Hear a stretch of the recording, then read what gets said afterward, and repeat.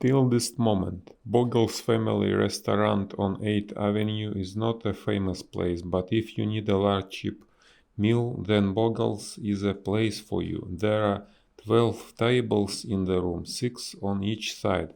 Bogle himself sits at the desk by the door and takes the money.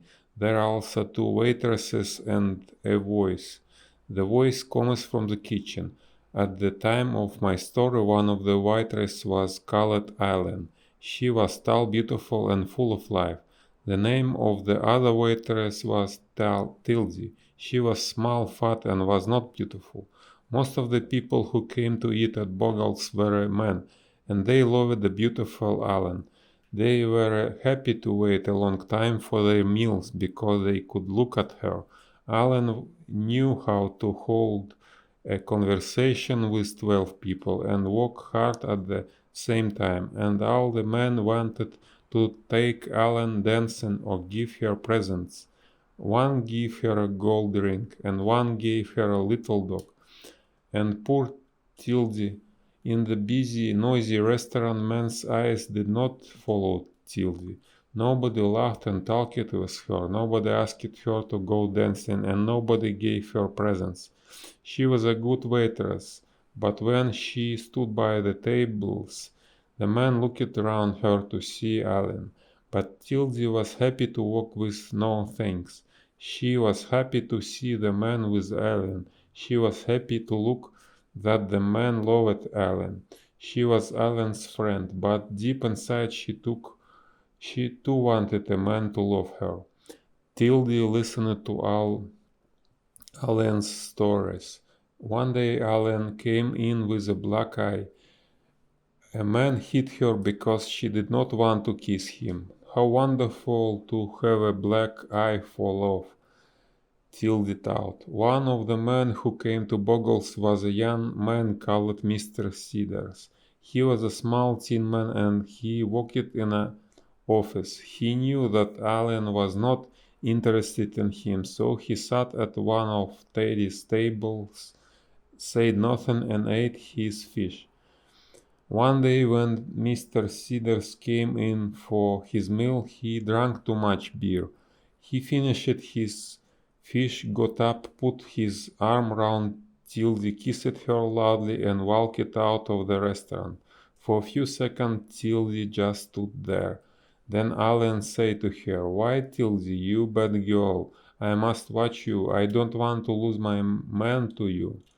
Suddenly Tildy's world changed. She understood now that men could like her and want her as much as Allen. She, Tildy, could have a love life too. Her eyes were bright and her face was pink. She wanted to tell everybody her secret.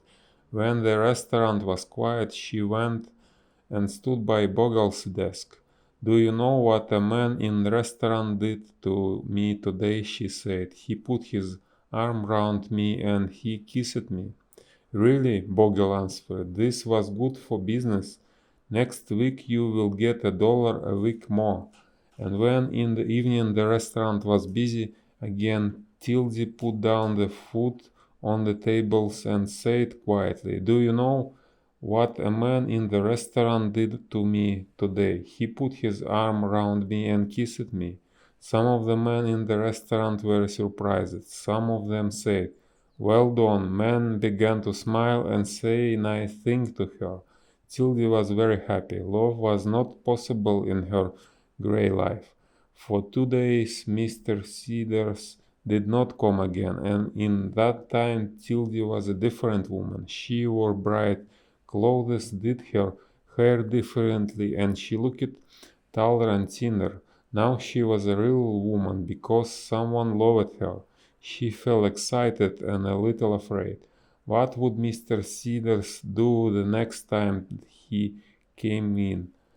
At 5 o'clock in the afternoon of the third day, Mr. Cedars came in. There was no people at the tables, and Allen and Tildy were walking at the back of the restaurant. Mr. Cedars walked up to them. Tildy looked at him and she could not speak. Mr. Cedar's face was very red, and he looked uncomfortable. Miss Tildy, he said, I want to say that I am sorry for what I did to you a few days ago. It was the drink, you see. I didn't know what I was doing. I am very sorry. And Mr. Cedars left. But Tildy ran into the kitchen and she began to cry. She could not stop crying. She was no longer beautiful. No man loved her. No man wanted her. The kiss meant nothing to Mr. Cedars.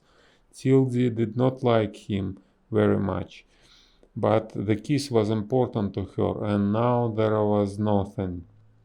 But she still had her friend and Alan, but her arm round Tildy. Alan did not really understand, but she said, Don't be unhappy, Tildy. That little Cedars has got a face like a dead potato. He is nothing. A real man never says sorry.